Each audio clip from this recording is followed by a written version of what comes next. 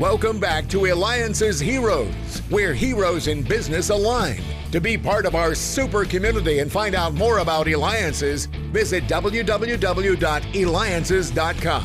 That's right, and welcome back. I'm so excited again today about our next hero. And keep that feedback coming because, as you know, we just published where I interviewed the chairman of CBS. So make sure that you go to Eliances.com. That's ELIANCES.com because, as you know, it is the only place where entrepreneurs align. Well, imagine this. First of all, overseeing one consultant is a lot. How about 10,000? Still not enough? How about 20,000 consultants? Our next hero, he oversees more than 20,000 consultants. We have with us Steve Payne, Consulting Vice Chair at Ernst & Young Americas, $37.2 billion in global revenue. Count that. And you can reach him at EY.com. Steve, I don't know how in the world. First of all, it's hard managing one consultant. And I know from past history, having been a consultant, everybody's got an opinion as a consultant. How in the world do you keep track of 20,000 plus? Well, we have a wonderful team at EY, David. So we have a great infrastructure and a great team where, obviously I don't have 20,000 people directly reporting to me, but I have a wonderful team up and down the Americas who help me lead these wonderful people. Now, we've gotten some listeners and viewers submit some questions. And one of those questions is that how do you go about deciding, picking, and skills that you look for, and especially with everything going on in the world, but there's always something going on in the world and stuff. But being able to, what attributes do you look at of who to hire? And then the second part of that was from another person was, how do you, with everybody now working so remotely and at home, how do you keep track of performance? Two great questions. So depending, the skill sets that we recruit for will depend on the capabilities and the actual area that we're looking to recruit from. So we have people that are highly technology driven. So whether they be cyber experts, we have people who are expert in data and analytics. We have people who are transformation architects who work with business leaders all over the world to reimagine and reframe their businesses. So the different skill sets will apply to the different function that they will play inside of EY, inside of our consulting practice. But there's some common attributes. Clearly, we want people who are analytical. We want people who have got a curiosity to learn and do more. We want people who've got a confidence about them. We do love people who've got some swagger. We don't like arrogant people, but we love people who've got swagger and confidence and really want to work together with other people across the whole of EY around the world to help our clients solve their biggest issues. And talk to us about this new digital first mindset in traditionally analog companies or industries. What's the digital first aspect?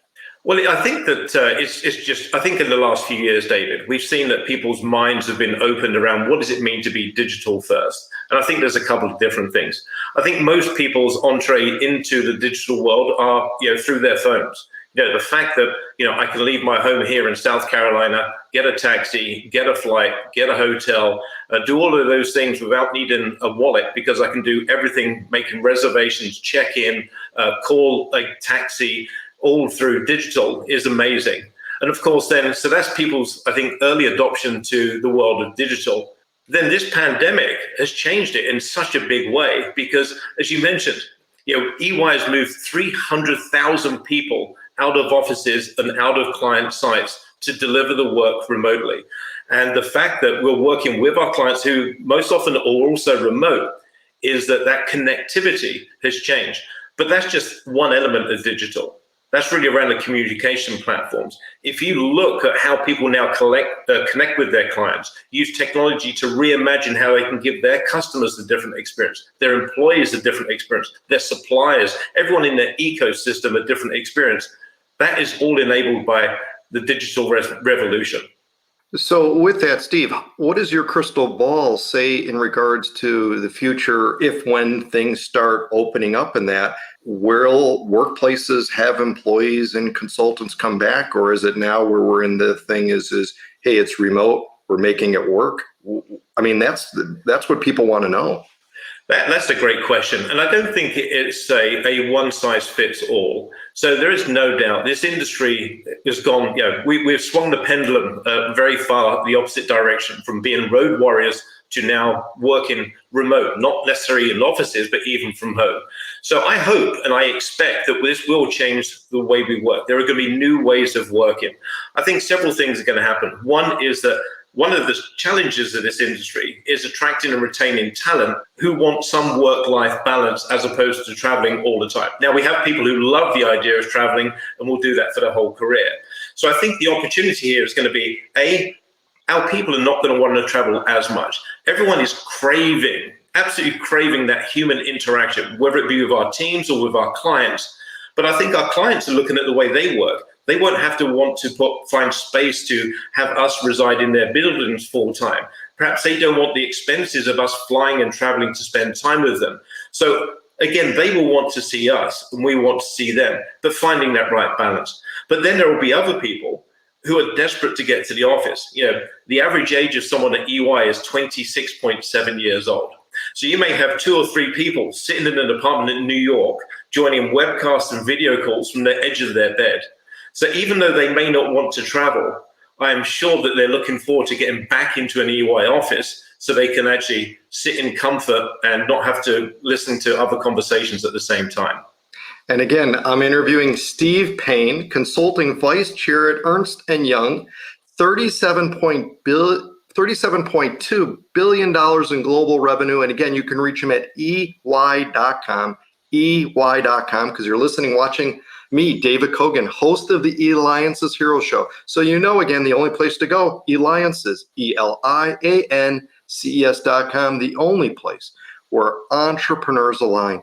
Steve, what kind of advice can you give? You've been very successful in your career. I mean, you've climbed the corporate ladder, responsible for over 20,000 consultants. That's a huge responsibility. What advice could you give? Perhaps, you mentioned the average age of E&Y, the advice that you can give to parents now that want their children, right, to be successful, maybe perhaps work for such a prestigious company like EY. And now with, again, the people being home, what kind of things, advice would you give to them to start that, instill the right things in them? That's another great question, David. I love the idea of people entering the consulting industry. I think that in some ways it's like doing national service, is that you get such an experience to so many different opportunities, whether it be different technical skills that you're going to be asked to apply yourself to different industries. So in a very few short years, you can expose yourself to an array of experiences that if you join a corporation, you may not get for many, many years. So I'd encourage people to take risks, be bold, lean into things, be the sponge, learn as much as you possibly can, ask questions, be curious, and really, again, lean into every opportunity you can, because how much you progress often is in your control, right? Be bold, lean in, make a difference, stand out. And Steve, with all the projects that you've been involved with, which I can only imagine how big that number is there one particular project that stands out the most that you're just like, wow? There's so many. I mean, we do so many works. I've done work, David, over the years where I've helped prison systems reduce inventory inside the prisons because the offenders make product, which is a unique experience. But I see some of the work we're doing today in terms of helping organizations or government and states issue and distribute vaccines. We see the work that we're doing with some of the financial institutions. We're helping them get loans out to small businesses, which is very, very rewarding. So we do some really cool projects. We help the largest organizations in the world reimagine their future and help them make that transformation, bringing the power of everything that EY has, from consulting, strategy, tax, risk, assurance, all embedded in those capabilities. And they are fantastic projects. And then there's some of these other projects which look quite small on the surface, but are very, very rewarding to the individuals because they're grounded in a purpose. Excellent. Well, Steve, I need to ask you, because we talked a lot about digital and stuff, but one thing that I noticed, and our viewers will notice too, and if I don't ask that, they're going to get mad at me, is that you don't have a digital watch. What kind of watch do you have? I have a $300 analog watch. It's true. I've everything else from a digital perspective. I've got timers, I've got calendars, I've got everything I need on my phone. So I have to confess, I'm a little bit old-fashioned with the analog watch. Excellent, excellent. Well, Steve, you provide the people, the technology, and innovation to help all businesses transform. You know what? That's a hero. Consulting Vice Chairman Ernst & Young. You could reach Steve Payne at EY.com. This has been David Kogan with the Eliances Hero Show.